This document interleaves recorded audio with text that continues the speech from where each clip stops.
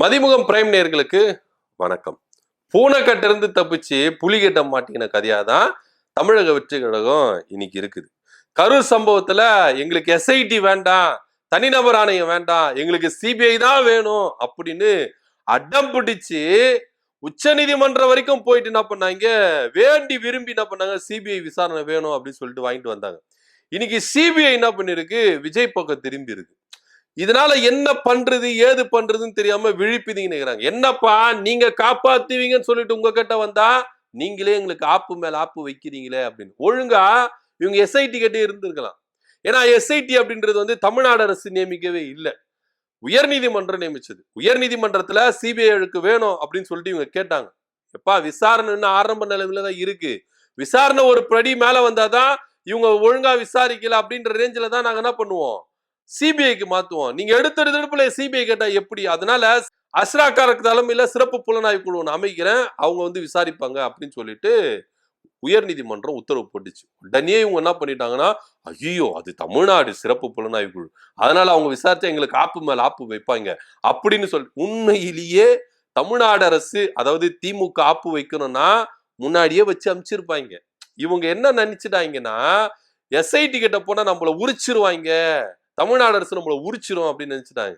இப்போ சிபிஐ கிட்ட போட்டு வசையா சிக்கிட்டு இருக்காங்க. அதாவது பூனை கட்டு தப்பிச்சு புலி கட்ட மாட்டிக்கின மாதிரி தான் இப்போ தமிழக வெற்றி கழகம் விழிப்பிதிங்கி நிக்குது. என்ன விஷயம் அப்படின்னா, சிபிஐ வந்து விசாரிச்சாங்க. விசாரிச்சதுல புஷி ஆனந்த், நிர்மல்குமார், மாவட்ட செயலாளர், மாவட்ட பொறுப்பாளர் சொல்லிட்டு ஃபுல்லா தமிழக வெற்றி கழகத்தினுடைய உறுப்பினர்கள், நிர்வாகிகள், பொறுப்பாளர்கள் எல்லாருமேலையும் எஃப்ஐஆர் ஃபைல் பண்ணியிருக்கிறாங்க. இப்போ எங்க போய் ஓடி ஒளிவீங்க? ஏற்கனவே எஃப்ஐஆர் ஃபைல் பண்ணி உங்களை சேர்த்தனால்தான் ஓடி போய் ஒளிஞ்சிங்க. சிபிஐ வழக்கு வரட்டும், சிபிஐ விசாரணை வரட்டும், நாங்க வெளியே வருவோம், அவங்க எங்களை காப்பாத்திடுவாங்க, அப்படி இப்படி தாம் தூம் நாட்டம் போட்டீங்க. சிபிஐக்கு உத்தரவிட்டதும் உடனே என்ன பண்ணாரு, புஷியானது வெளியே வந்தாரு, நிர்மல்குமார் வெளியே வந்தாரு. இன்னைக்கு அவங்க எல்லார் பேர் மேலே என்ன பண்ணிருக்காங்க, கேஸ் ஃபைல் பண்ணிருக்காங்க சிபிஐ. கரூர்ல சம்பவம் நடந்து 41 பேர் உயிரிழந்தாங்களா, இவங்களுக்கு எல்லாருக்கும் தொடர்பு இருக்குது அப்படின்னு சொல்லிட்டு சிபிஐ முதல் தகவல் அறிக்கை என்ன பண்ணிருக்காங்க போட்டிருக்காங்க. இவங்க எல்லாரையும் விசாரணைக்கு கூப்பிடுவாங்க. இப்போ விஜய் மேலையும் இந்த எஃப்ஐஆர் போடுறதுக்கு யோசிச்சுட்டு இருக்காங்க. இதுல விஜய் அவர்கள் அசைவு கொடுக்கறதுலதான் இருக்கு. ஏன் அப்படின்னா, சிபிஐ முழுக்க முழுக்க பாஜகவுடைய கைப்பாவையா இருக்கு அப்படின்னு தொடர்ந்து எல்லா களத்திலும் சொல்லிட்டு தான் வராங்க. ஏன்னா பாஜக கிட்ட சிபிஐ, இடி, ஐடி இவங்க எல்லாம் இருந்து என்ன பண்றாங்க, செயல்படுறாங்க. இது தன்னாட்சி ஒரு அமைப்பு. இந்த அமைப்பு அவங்க இஷ்டத்துக்கு செயல்படாம பாஜக சொல்படிதான் கேட்கறாங்க அப்படின்றது எல்லாத்தையும் நம்ம எல்லா சோசியல் மீடியாக்கள்லயும் எல்லாரும் சொல்லிக்கிட்டு வராங்க.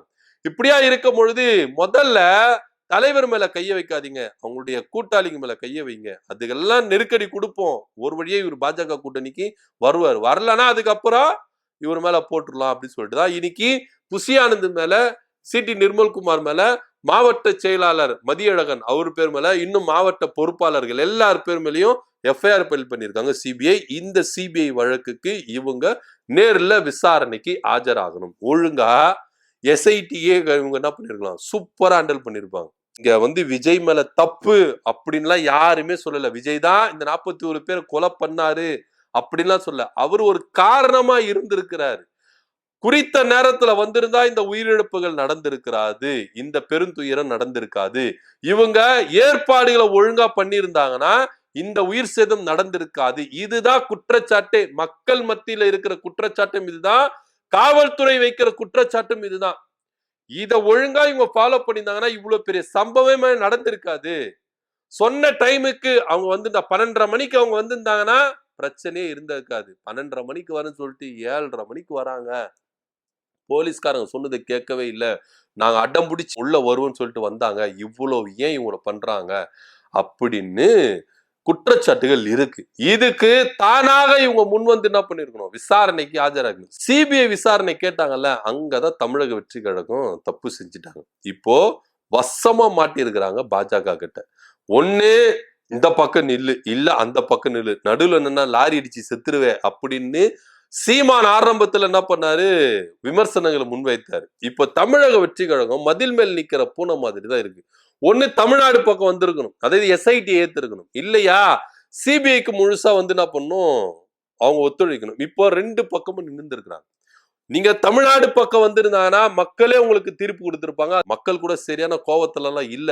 ஏன்னா பாதிக்கப்பட்டவங்களே ஒரு சிலர் என்ன சொல்றாங்க, விஜய் கவலைப்பட வேண்டாம். பாதிக்கப்பட்ட குடும்பமே ஒரு சிலர் குடும்பம் சொல்லுது, விஜய்க்கு ஆதரவா நிக்கிறாங்க.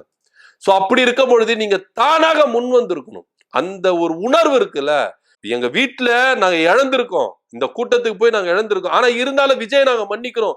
விஜய்க்கு ஆதரவா இருக்கிறோம் அப்படின்னு சொல்றாங்களா, அந்த உணர்வை நீங்க மதிச்சிருக்கணும். அந்த உணர்வுக்கு நீங்க பதில் கொடுத்து மரியாதை கொடுத்து என்ன நேர்ல போய் இருக்கணும்.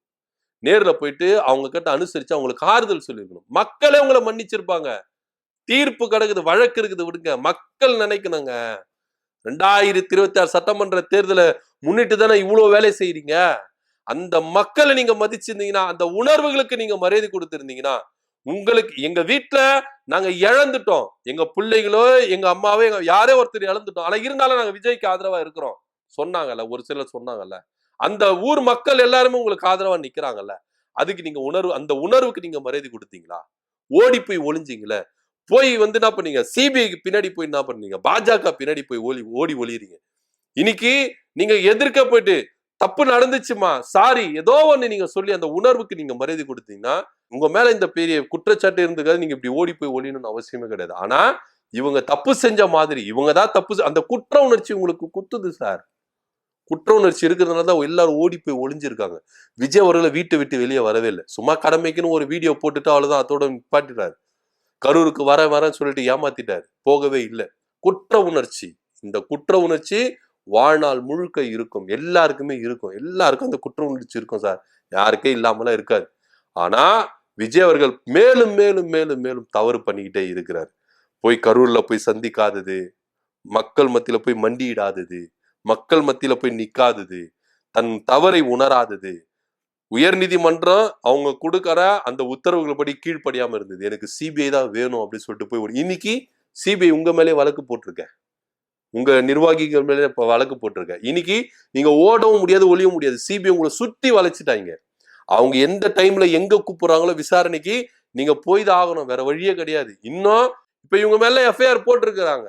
இப்ப அடுத்து விஜய் மேலே போடுறதுக்கு ஆலோசனை நடந்துட்டு இருக்கு. கூடிய விரைவில் விஜய் மேலேயே எஃப்ஐஆர் போறதுக்கான வாய்ப்புகள் அதிகமா இருக்கு அப்படின்ற தகவலும் இங்க முன்வைக்கப்படுது. ஏன்னா அவர் மேல வழக்கு போட்டா அந்த பஸ் எல்லாமே இவங்க என்ன பண்ண கேப்சர் பண்ணணும். பஸ்ல இருக்கிற சிசிடிவி காட்சிகள் எல்லாமே கேப்சர் பண்ணணும். என்ன நடக்க போகுது அப்படின்றதுல ஒரே குழம்பமா இருக்கு. பூனைக்கட்ட இருந்து தப்பிச்சு புலிகட்ட போய் மாட்டிட்டீங்களே விஜய் அவர்களே அப்படின்னு தான் எல்லாரும் புலம்பிட்டு இருக்காங்க. இப்ப யாருமே ஓடி ஒளிய முடியாது. சிபிஐ கிட்ட எல்லாம் போயிடுச்சுன்னா அவ்வளவுதான்.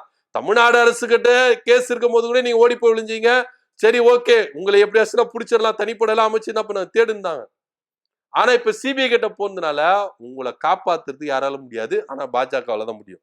பாஜகவால முடியும்னா நீங்க பாஜக சொல்ற கண்டிஷனுக்கு நீங்க என்ன பண்ண சைன் போட்டுதான் ஆகணும், வேற வழியே கிடையாது.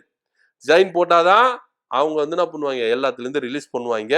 ஏன்னா இதுக்கு முன்னாடி நிறைய பேர் அப்படி ரிலீஸ் பண்ணியிருக்கிறாங்க. அதனால சொல்றோம் என்ன நடக்க போகுது அப்படின்ற பொறுத்து இருந்து பார்க்கலாம். சிபிஐ தான் வேணும் அப்படின்னு சொல்லிட்டு அடம் பிடிக்கிற குழந்தை மாதிரி உச்ச நீதிமன்றத்துக்கு போயிட்டு தமிழக வெற்றி கழகம் சிபிஐ விசாரணை வேணும்னு சொல்லிட்டு அடம் பிடிச்சாங்க. இன்னைக்கு அந்த சிபிஐயே தமிழக வெற்றி கழகத்துக்கு ஆப்பு மேல ஆப்பு வச்சிருக்காங்க, வழக்கு பதிவு செஞ்சிருக்கிறாங்க. இதை பத்தியோட கருத்து நம்ம கீழே கமெண்ட் பண்ணுங்க. நன்றி, வணக்கம்.